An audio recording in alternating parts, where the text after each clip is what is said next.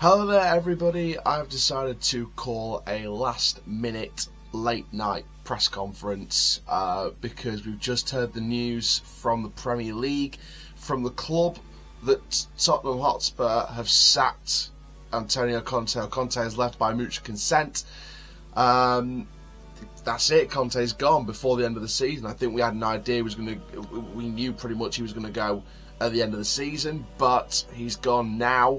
His assistant, Cristian Stellini, will take charge until the end of the season with Ryan Mason as his assistant, and then Tottenham will find a permanent replacement in the summer moving forward. Now, of course, this is the fourth permanent manager exit since Pochettino's departure in 2019. I will do a separate video on the potential options to replace Conte, and I'll go in a bit more detail about that for all of you Spurs fans that may want to hear about it. But today's little video is going to focus on the news that we just got, that Conte has been sacked or has left as Tottenham Hotspur manager, and Stellini will take charge until the end of the season with Ryan Mason assisting him. So 10 games left in the Premier League. Tottenham out of all the cup competitions. They're still fighting for a Champions League place this season, so nothing trophy-wise to fight for, but they are still fighting for a top 4 finish. Do I think they'll get it? No, I don't. I think my top 4 in terms of looking at the Premier League from an outsider, from an EFL fan point of view, my top 4 has sort of been the same from January. It's been Arsenal, Man City, Newcastle and Manchester United. That's always been my top 4. I didn't think for 1 second Liverpool would break into it. I didn't think Tottenham would break into it.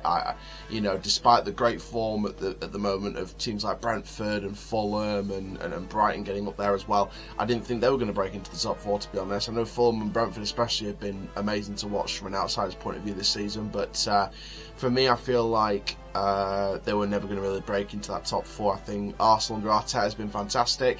I think Man City under Guardiola have been just as good. I think Man U under Ten Hag have been improved, but I think when the new ownership comes into United, which I do believe will happen, I believe that United will be stronger than ever going forward in the next few years. And of course, Newcastle and Eddie Howe have just been exceptional to watch. So I think it's going to be very interesting to see what happens with Newcastle going forward as well. But no, I didn't think Tottenham at all would break into that top 4. Same with Liverpool, same with a couple of other teams. And the results speak for themselves. It was a drab exit from the Champions League against AC Milan. It wasn't a comfortable. It wasn't comfortable in terms of the 2 legs. I feel like Tottenham were drab in a lot of places, and the performance against Southampton with the press conference that followed after Southampton definitely told an entire story. I feel like we're looking here at a broken club at the moment. We're looking at a club that's in a very stale period they just need someone to come in there and just make things click.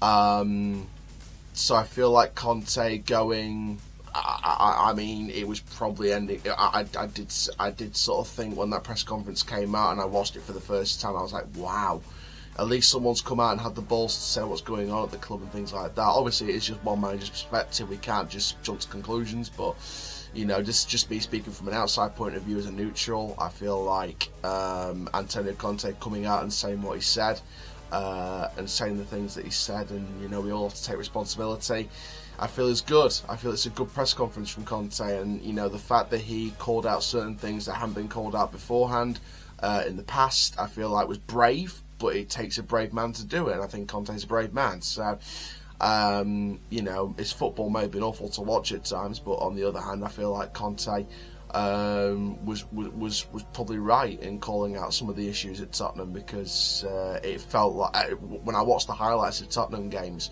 when I get the chance, it does feel like 11 individuals rather than a team performance. But overall, I feel like Tottenham aren't really going places at the moment. I feel like they just need to write this season off. I don't think top 4 is the option. If they don't get into the top 4, good. If they do get it, I think they'll really struggle next season. because at the end of the day, I think whether fans like it or not, they might want instant success, whether they like it or not. I think next season is going to have to be the start of a rebuild process. I think whoever comes into that side as the manager has to really go in there and go hammer and tong. A lot of talk about people wanting Pochettino back. I wouldn't be against that, but then again, do you go back to a poison chalice where you worked before and got thrown under the bus, in my opinion? So would you do that as a manager? Probably not. I mean, would Fergie come back to Rovers? Probably not, because at the end of the day, they didn't give him the finished article and he walked away after the season when he got us back into League One. So at the end of the day, you know, would Fergie come back to Rovers? No. Would McCann come back to Rovers? No. Would Pochettino come back to Tottenham? I don't know. It's one of those situations where you have to wait and see, but I've got some names in mind already in terms of who I think would do a good job at Tottenham long term, and of course stay tuned for that video, hopefully the next sort of 24-48 hours, but yeah, big news coming out of Tottenham tonight, and heading into midnight. Antonio Conte, mutual consent, whatever you want to call it, Conte sacked by Spurs, and Spurs are looking for their 5th permanent manager in the summer, following the exit of Mauricio Pochettino back in 2019. And as I said, the story is that his assistant Cristian will take charge until the end of the season, with Ryan Mason as his assistant. Of course, Ryan Mason, a former Doncaster Rovers loanee. So good luck to Ryan Mason from me and every other Doncaster Rovers fan. I hope you do as good as you did when you were caretaker manager just a couple of seasons ago.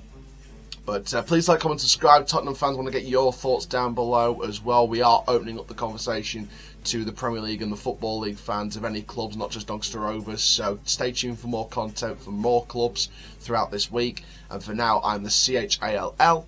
Ta-ra for now. See you all later.